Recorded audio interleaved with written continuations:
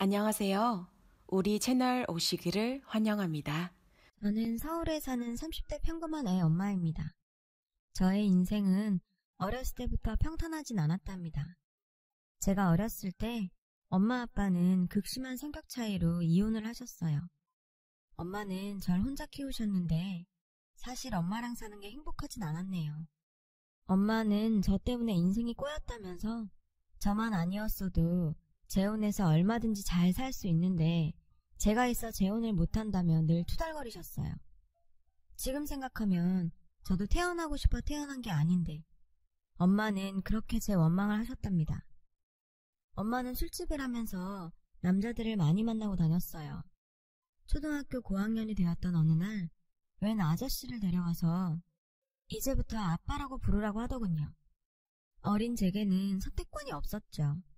그날부터 아저씨, 저 엄마 이렇게 셋이서 살게 되었는데 아저씨는 제 존재에 대해 매우 성가스럽게 생각했어요. 아저씨가 그러니까 엄마도 제가 귀찮아졌는지 자꾸 친척집에 보내더라고요. 며칠씩 친척집에서 자고 오는 일이 많아졌습니다.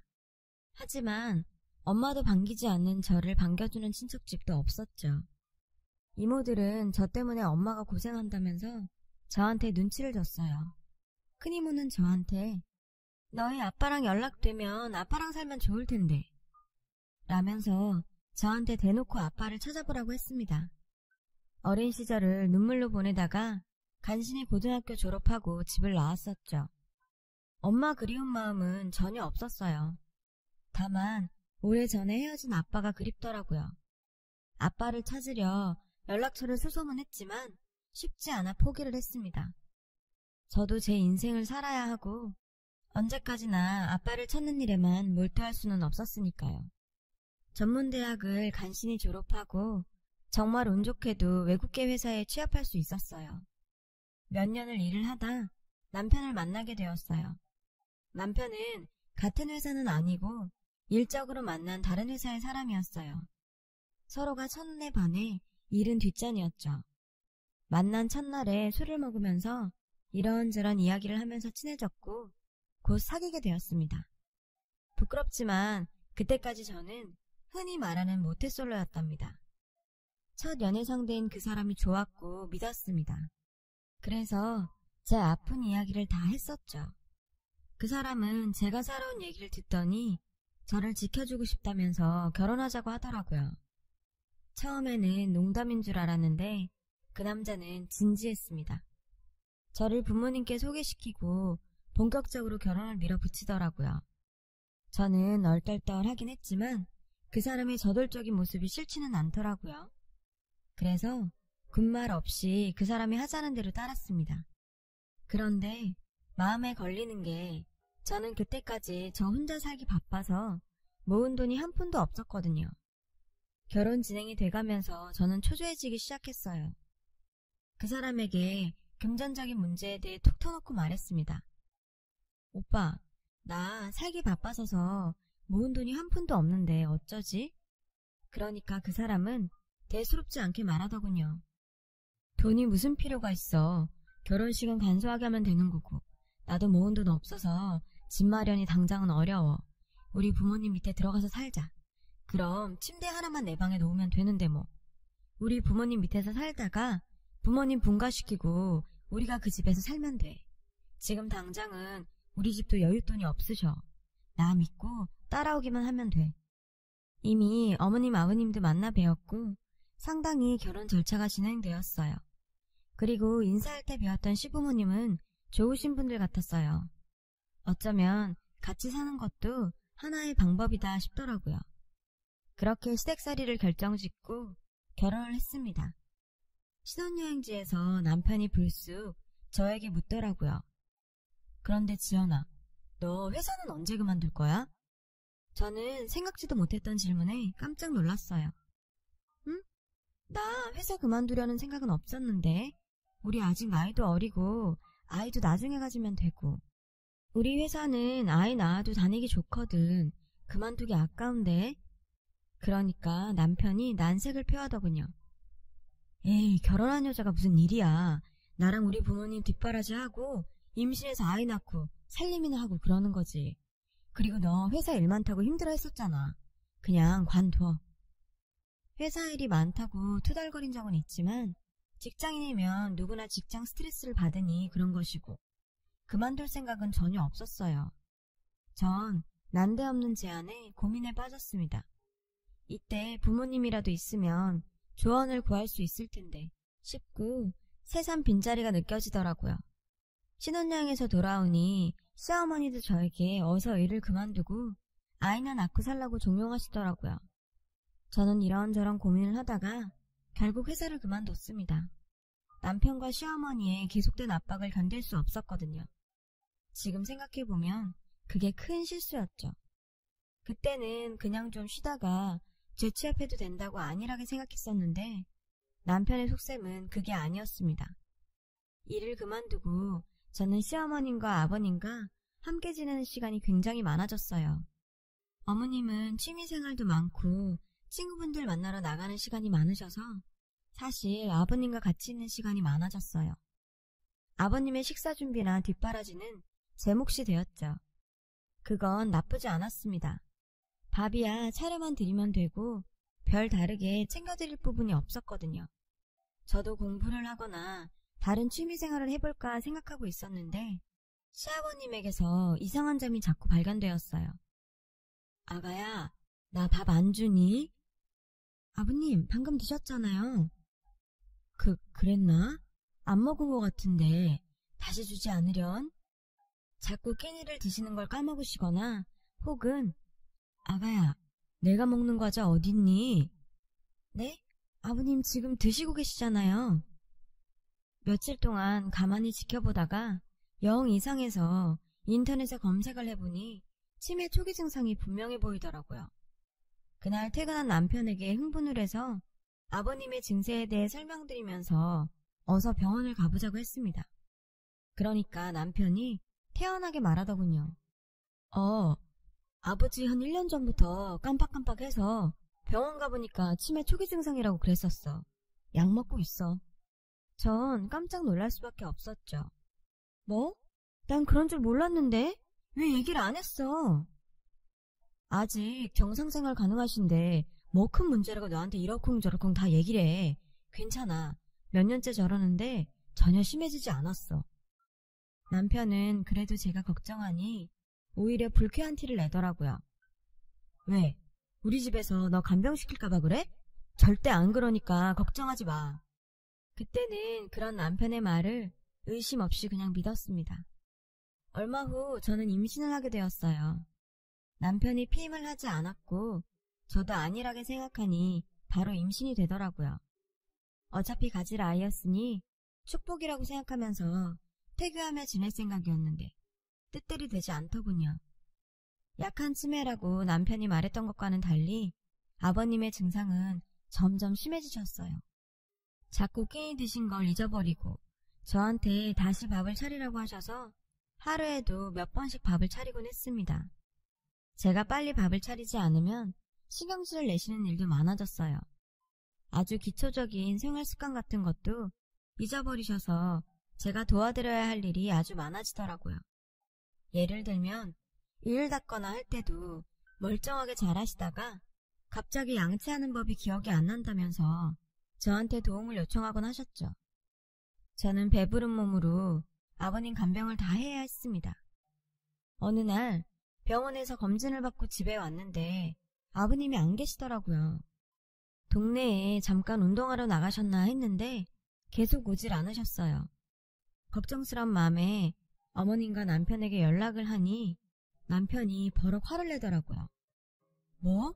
너 집에서 뭐 하고 있었던 거야? 아버지 제대로 안 보고. 전화 밖으로 쩌렁쩌렁 울리는 목소리에 저도 모르게 눈물이 나왔습니다. 그게 아니라 나도 오늘 정기검진이라. 그거 좀 늦으면 어디가 덧나냐? 아버지가 어디 멀쩡한 사람이냐고. 혼자 두면 어떡해? 처음에 아버님이 일상생활 다 된다고 걱정하지 말라던 남편은 어느샌가 저에게 아버님을 떠맡기고 있더라고요.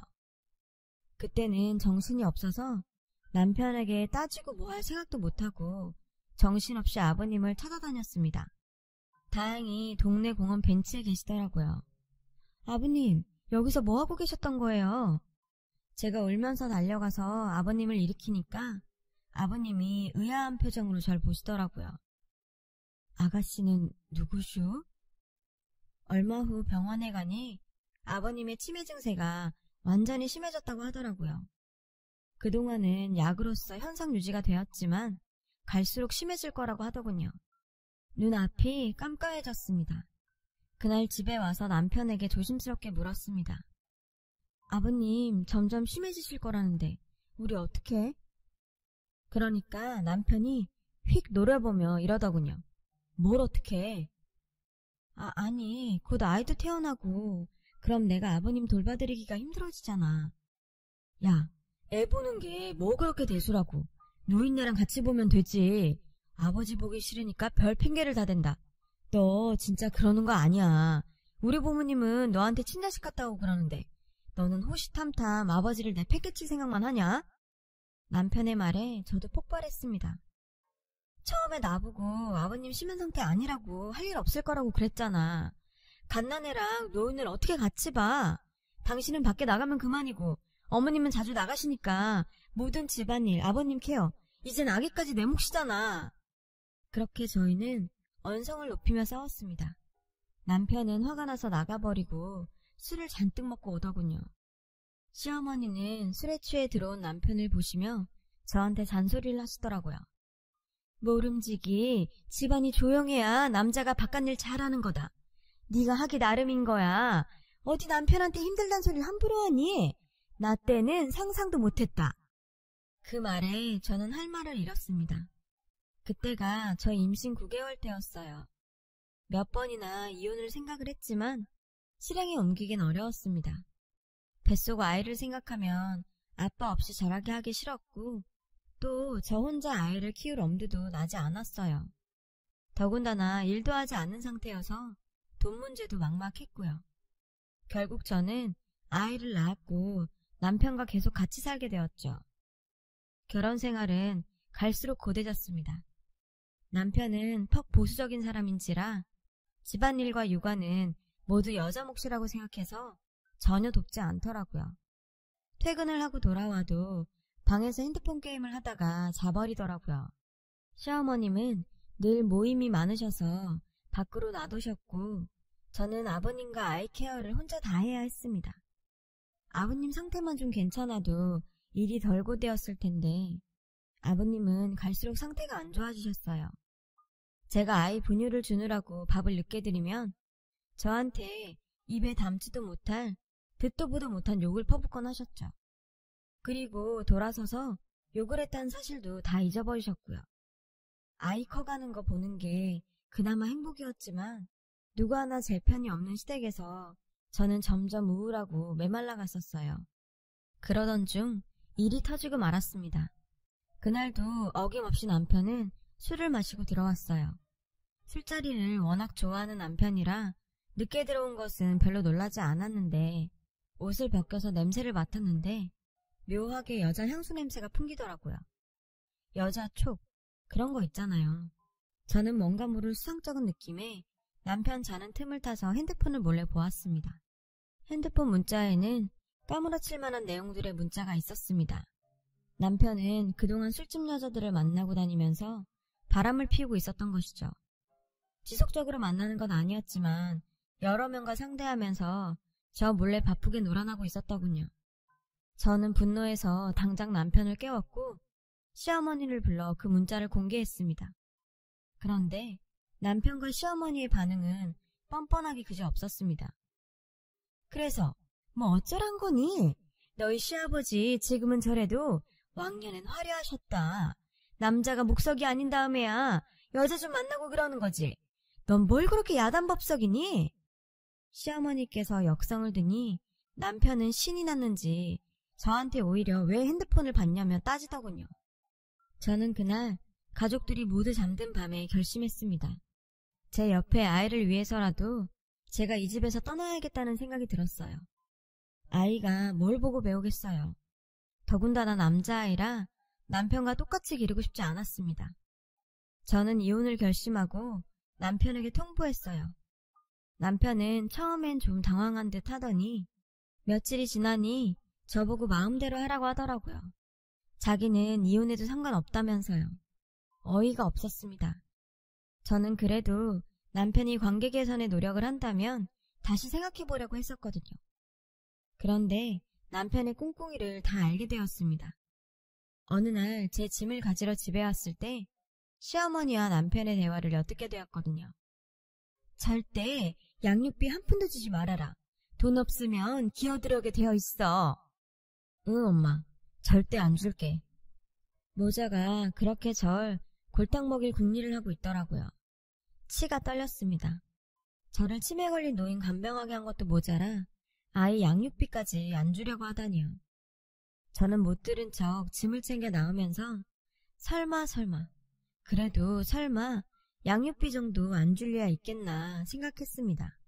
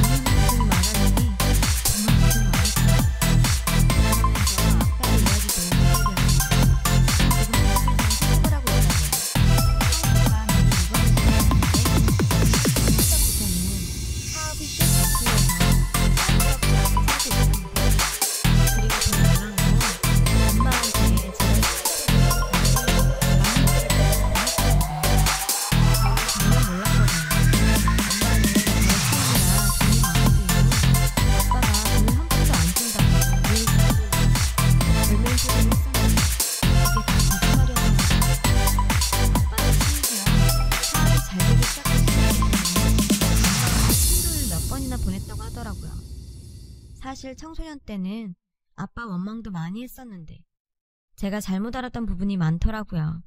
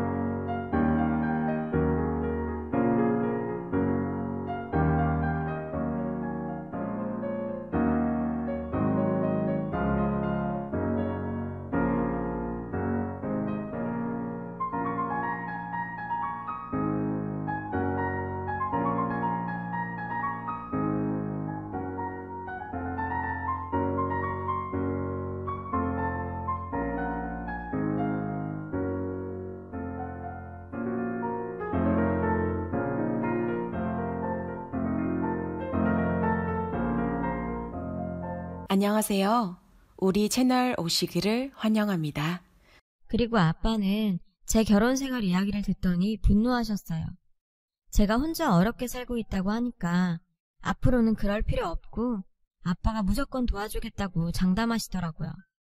이렇게 든든한 아빠가 돌아오시니 지난 고생이 다 헛되지 않았음을 느꼈습니다. 아빠는 몇 년 동안 저를 찾았다고 하더군요. 어렸을 때는 저를 데려올까 하다가 엄마가 재혼했다는 소식을 듣고 잘 살고 있는 가정 깰까봐 감히 그렇게 하지 못했었다고요.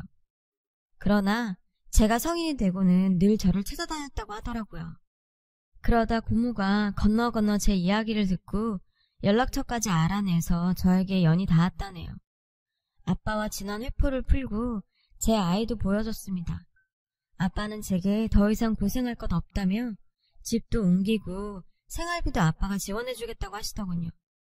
눈물나게 고마웠습니다. 제 아이를 위해서라도 아빠의 도움을 거절하지 않았어요.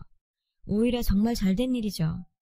이렇게 아빠와 지내게 되니 회사에 제 소문이 퍼지더라고요. 혼자 어렵게 살던 제가 갑자기 윤택한 생활을 하게 되니 재혼을 했다는 둥 엉뚱한 소문이 돌길래 제가 직접 해명을 했었죠.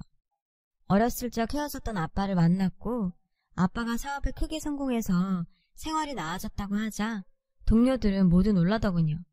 저를 부러워하는 사람도 있었고요. 그리고 그 소문은 결국 전 남편의 귀에까지 들어가게 되었습니다. 저한테 전화를 걸어 제발 한 번만 만나달라고 애걸복걸 하더군요. 제가 양육비 독촉을 할 땐 제 전화를 피하더니 완전 딴판이었죠. 저는 순순히 만남 제안을 받아들였어요. 저희 집에서 만나자고 했죠. 저희 집은 이미 아빠 명의의 큰 평수 아파트로 옮긴 상태였어요. 저희 집에 들어오니 시어머니는 입이 떡 벌어지더라고요. 저는 웃으면서 두 사람을 맞았죠. 남편은 제 앞에서 눈물을 흘리며 제 손을 부여잡더라고요. 시어머니는 손주는 뒷전이고 집 구경하느라 정신이 없고요. 쉴 새 없이 눈을 굴리면서 집을 보고 있더군요. 남편은 제 손을 잡더니 이렇게 말했어요. 그동안 정말 미안했어. 당신 고생하는 거 알면서도 알잖아 우리 집 사정. 아버지 병간호비도 많이 들고 그래서 현우 양육비를 못 줬어. 이제라도 우리 다시 시작하자. 남편의 그 말에 저는 피식 웃으면서 손을 빼고는 남편의 따귀를 한 대 때렸습니다. 남편은 화도 안 내고 제가 때려도 나 죽었소 맞더라고요. 이제 와서 다시 합쳐? 웃기고 있네. 너희 모자라면 내가 치가 떨려. 내가 여길 왜 불렀는지 알아? 너희들 평생 후회하라고. 너희 주제에 이런 집 감히 구경이나 하겠니? 제 말에 시모가 제 앞에서 무릎을 꿇으면서 애원하더군요. 그래, 네가 잘 돼서 우리도 정말 기쁘다. 우리가 예전에는 정말 잘못했다. 네가 잘 되었으니 이제 우리 사이에 앙금은 풀고 이혼한 게 좋을 게 뭐 있겠니?